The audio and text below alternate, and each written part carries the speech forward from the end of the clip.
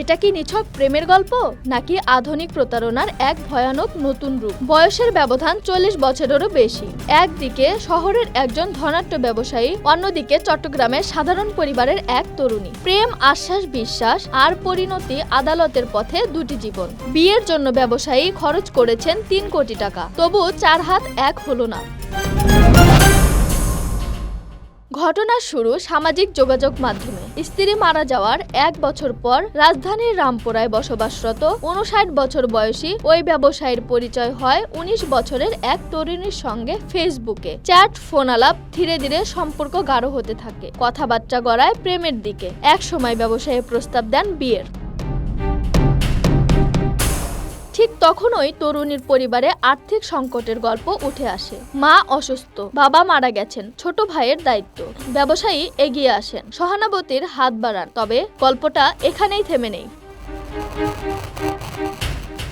বছরের পর বছর সম্পর্ক চলে। তরুণী দাবি করেন চিকিৎসার টাকা, বাসা ভাড়া আর লেখাপড়ার খরচ। চট্টগ্রামের বাড়িতে যান তিনি। তরুণীর পরিবারের পাশে থাকার আশ্বাসও দেন। ব্যবসায়ীর দাবি 2020 থেকে 2025 সালের মধ্যে তিনি দিয়েছেন 3 কোটি টাকা। টাকা দিয়েছেন বিকাশে। 3টি নাম্বারের উল্লেখও করেছেন তিনি। এমনকি এক বান্ধবীর মায়ের হাসপাতাল বিলও মিটিয়েছেন তিনি।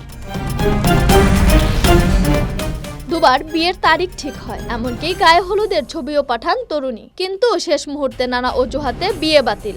সর্বশেষ 23 মেতে বিয়ে হওয়ার কথা ছিল। তরুণী দাবি করেন গ্রামে পানি উঠেছে, এখন বিয়ে সম্ভব না। সবশেষে হতাশ আর ক্ষুব্ধ ব্যবসায়ী জানতে পারেন তরুণী অনেক আগেই অন্য একজনকে বিয়ে করেছেন। তার একটি সন্তানও আছে। এতেই ভেঙে পড়েন ব্যবসায়ী। তরুণীর বিরুদ্ধে প্রতারণার অভিযোগে মামলা করেন রাজধানীর কোতোয়ালি থানায়।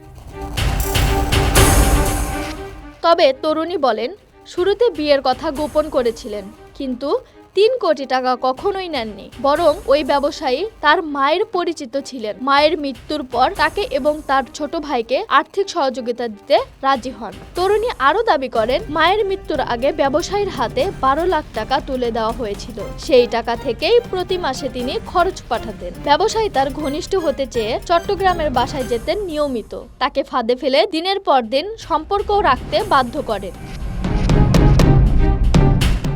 এই কাহিনীর পেছনে অনেক প্রশ্ন।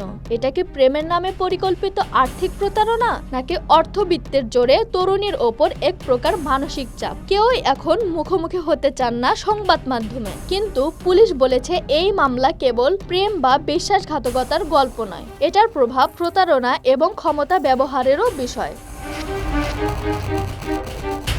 Dhaka express desk report.